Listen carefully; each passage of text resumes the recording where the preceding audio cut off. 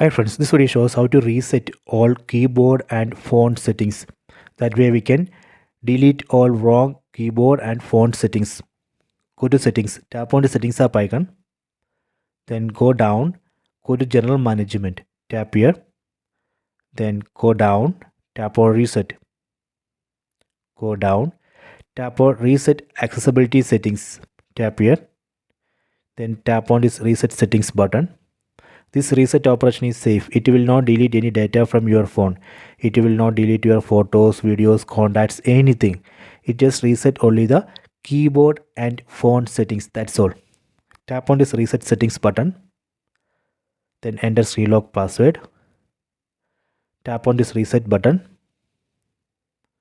Done. See the message accessibility settings reset. Done. So this way we can reset all wrong keyboard and font settings. You can try this. I hope you have enjoyed this video. Please subscribe this channel. Please like and share the video.